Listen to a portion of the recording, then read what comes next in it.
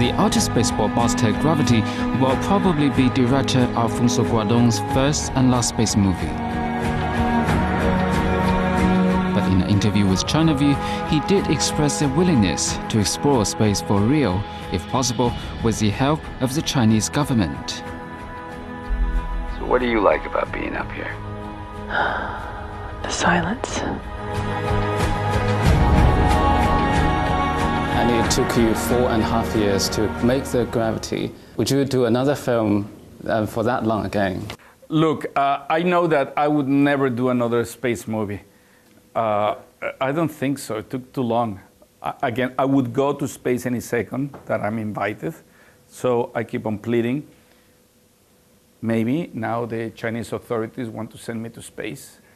I will be very happy to accept the invitation, very honored.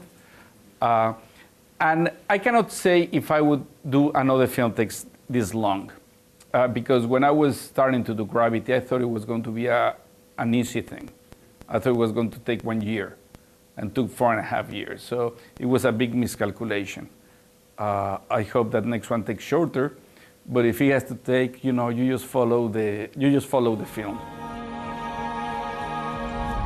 A Chinese space station plays a pivotal role in the movie. But the station featured in the film is not in space yet. The Spaceland module Tiangong-1 was launched in September in 2011, and the country is expected to establish a full-fledged space lab around 2016 and a manned space station around 2020.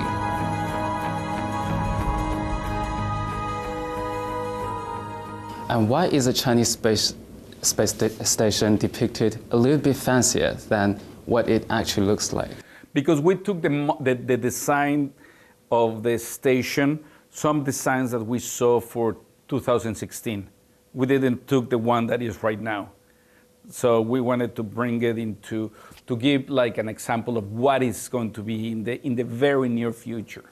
When you were writing the script with your son, did you intentionally let the Chinese space station to save Sandra Bullock's character? It was from the get-go. Even before writing the screenplay, we were mapping our story. And at that point, the Tiangong was still in project. So I said, okay, we have definitely the Shenzhou, and the Tiangong that is still in project, because I think that the first module of the Tiangong was launched 1 or 2 years ago. Says, okay, but we have the different places in which we can go. And when we were trying to figure out the journey is when we defined that we were going to go into, pretty much into, at the end, to finish with the most avant-garde technology in space, because now China is in the forefront of space exploration. So we created the whole thing. Also, we like that for the re-entry to have the Shenzhou being almost because of the name of it, being the one that brings our character Rhinestone back to Earth. And when you were writing the script, did you have in mind the Chinese market? No, not at all. I mean, we were just thinking in terms of what was going to be organic. And by the way, we started writing the script 5 years ago, 7 years ago. No, five years ago. So before the craze, that Hollywood craze about the Chinese market, it was something that was just organic in the story. Same as the 3D the 3D is not an afterthought. The 3D was designed from the get-go. So everything that you see in the film is something that was from the original screenplay. Gravity opens this year's Venice International Film Festival in August. It has grossed $240 million in North America and over $500 million worldwide. In the film, Dr. Rhinestone, played by Sandra Bullock, travels into space along with veteran astronaut Matt Kowalski, played by George Clooney. Their mission goes awry when an explosion creates a cloud of space debris near the craft, forcing them to use their ingenuity to find a way back home. Explorer's been hit. Explorer, do you read? In the next clip, the director offers a more humorous alternate ending for the film. Is there really an alternative ending to the film in your mind? Yeah, the only other alternative ending would be that she gets up, starts walking, and suddenly something comes and crushes her, and it's George Clooney that fell from space. Why is that, not put in the film? when they were asking me, because when at some point when the studio was afraid of the ending of the film, I suggested that ending. Mm-hmm. And also, obviously it was a joke. Yeah, yeah, I know. And when the actors, only their faces are real, and their bodies, the environments were 3D animated. Do you think that would affect their performance? Well, that was a challenge because the concern was that in order to achieve what we did, the actors would have to have all these obstacles and all these technological challenges.